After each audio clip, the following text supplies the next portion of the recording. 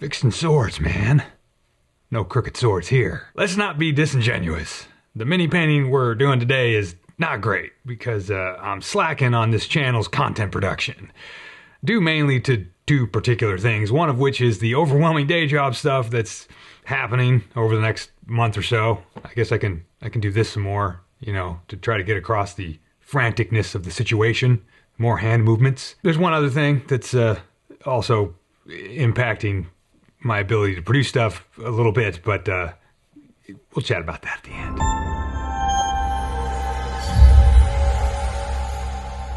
Greetings, good humans, and welcome to Tabletop Alchemy, where sometimes we do a lackluster bit of hobby work in an attempt to provide some kind of content for all the other alchemists out there. That's you guys I'm talking about. You're the other alchemists. And we thank our patrons for sticking around. Truly. Trust me, I question my value probably more than anyone else on the planet, which we probably all do that.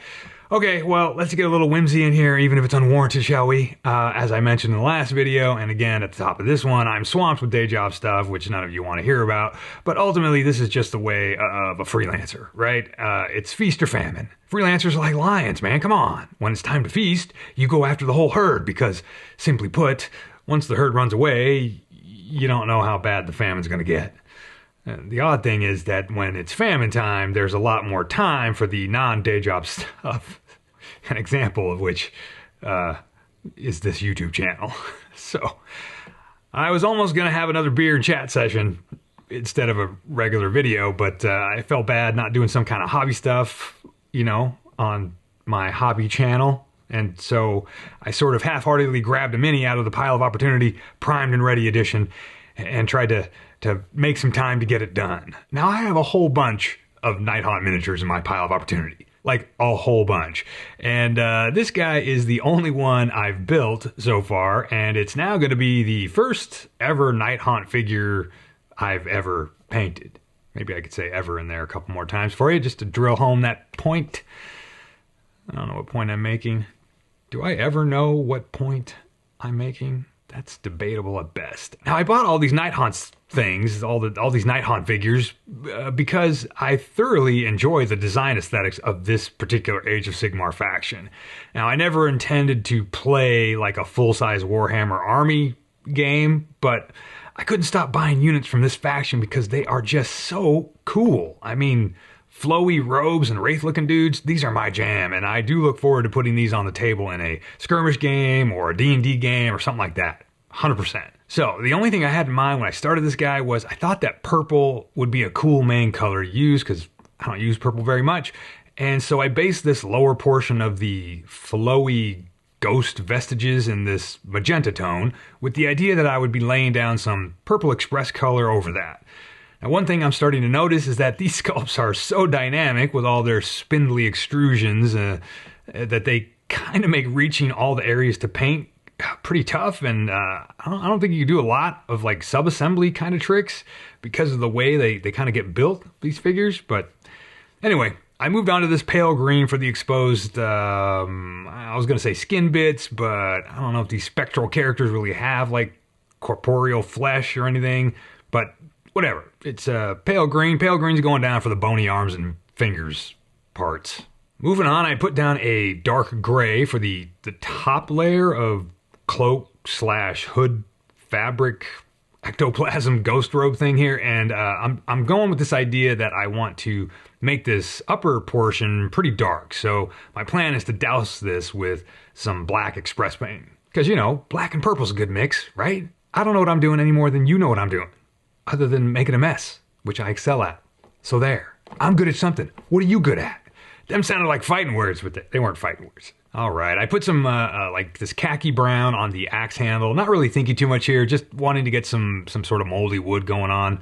That's all. Again, I'm pretty sure at this stage, I'm going to douse it with whatever the black express color is going to be painting over with later. I don't even know how many words in that sentence made sense. I know I'm going to douse most of this model in the black express color. So I used here some fluorescent magenta, which is kind of just like it's like a more saturated pink that I have. I don't really have like a decent pink like opaque paint in my box currently. I don't really ever use like a pink, but anyway, so I grabbed this bottle of fluorescent magenta, and the fluorescent paints are always like kind of jellified. They're kind of jelly consistency with a lot of transparency.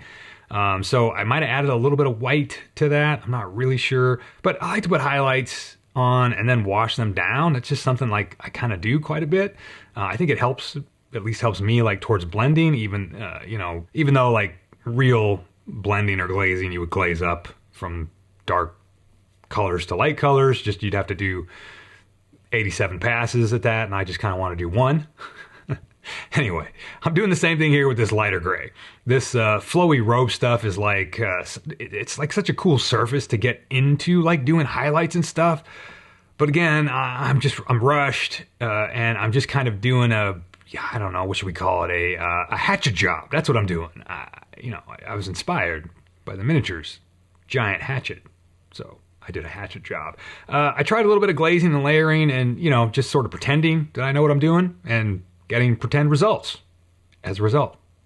Okay. Now, I put the purple express color down, and it was kind of a bummer.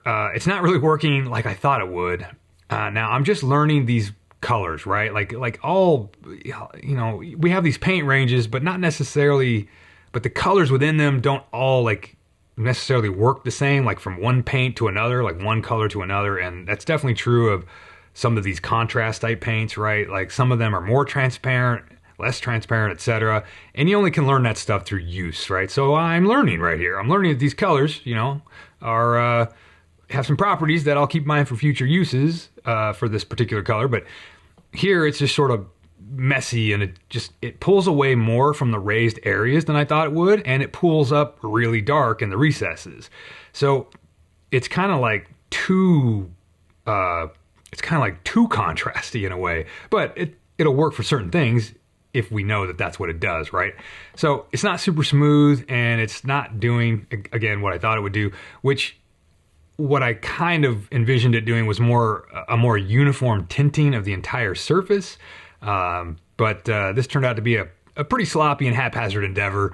And by the end, I just decided to let it dry and deal with the results later. So I went right ahead and made another mess with the greasy black express color.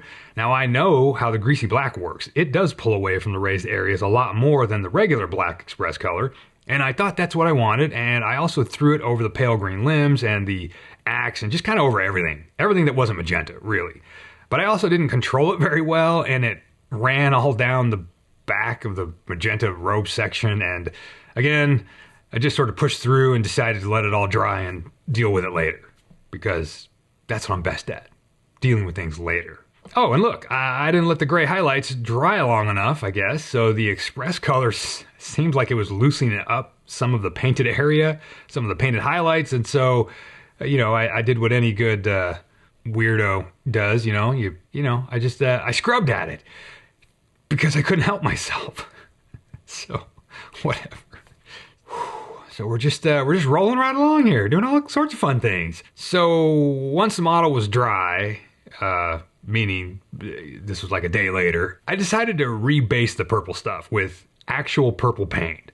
Now this is way closer to what I originally wanted, a deep, sort of vibrant purple, that, not that magenta mess that I succeeded in achieving earlier. It took a couple of coats of this purple, but eventually I got it rebased. And then I thinned down some of the Hospitalier Black Express color, which is their regular black color. I thinned it way down, like 50-50 with medium, and I even added some water, which might have been a little too far, but I tried shading down the gray robes and a few other areas like the chains and the metal parts. I just felt like the gray that I had was too light, but in hindsight, I don't know if this was a good choice or not. I don't know. This is all about experimentation. Like I said, it's my first Nighthaunt, man. Come on. We got to do some experiments. So that's what this is. Then I went right in with some of the grays that were on the palette already and did some quickie highlighting on the shredded cloth stuff, just going back and forth with the medium and darker gray tones. And then I used that original magenta to highlight the purple robes, and that was starting to come out like I had originally envisioned, sort of. Now I used the Fanatic Metallic Rough Iron for the metal parts, just put down a flat base coat of that stuff and then hit it with some of the thin Black Express color that was still sitting in the palette. And I tried to correct or smooth out some of the more egregious highlight areas on the upper black robes, you know, spots where my highlights were just like hard lines of color. So a little glazing while the paint was still wet on the palette, I thought would be a good thing. And I tried to highlight up the outline of the skull that's underneath the cloth a bit more, just a little bit with like brighter grays, you know, up the contrast, so to speak, that kind of defines the skull face there. And then some Vallejo metal color copper, which is super bright. I tried to use that sparingly on the metallic parts, and then some of my favorite foul green for some verdigris on the rough iron instead of rust. Even though off camera I did dab some bits of like some watered down blues and browns and reddish browns onto the blade too. I just kind of made a mess of it and just had to move on. So off camera also I applied exactly 3 tufts to the base. And I almost put some flock on there too, but I thought maybe the tufts were enough. So I just left it at that. And there we go. That's my first Nighthaunt painted under duress. And I'm not exactly happy with it, but I do look forward to painting more of these guys. And I do think the purple idea is worth exploring on future ghosts. Overall, I think these guys represent an opportunity for easy painting, oddly enough, if you wanted to go that way. They seem to be just mostly robes and a weapon or something. I mean, bony arms and hands, sure. But overall, they don't have like a lot of all those like extra small details in the sculpts that like a lot of the other miniatures have that need to be picked out with separate colors and things like that. So they seem kind of prime for speed painting projects if, you can generate like a good recipe that you like the end look of. So I'm going to be exploring that, I think, with more Nighthaunts in the future. And here we are at the end. So like I said, these next few weeks are kind of hectic. And I did mention there was one other thing that's impacting my time insofar as taking up some of my limited mental space, shall we say. Just call it what it is. It's a little side project that I want to see through, but it's not hobby related, or at least not miniature skirmish game related. And I'm going to do an experiment. I'm specifically talking as little about this as possible, even with people that might be involved in it. I'm trying out this whole, keep things close until you do them, the keep the energy in sort of thing, right? To get something done.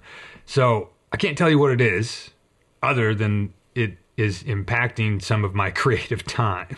I will include you in that other project, which some of you might find interesting, some of you might not, but hey, I don't know, man. I gotta roll with what I gotta roll with. But I do promise a weekly video every week of some kind. I just don't promise any specific topics. But if you're still watching this, you know that, because you're at the end of the video, and only true commiserators watch to the end. So, have a donut and a beer, and I'll see ya.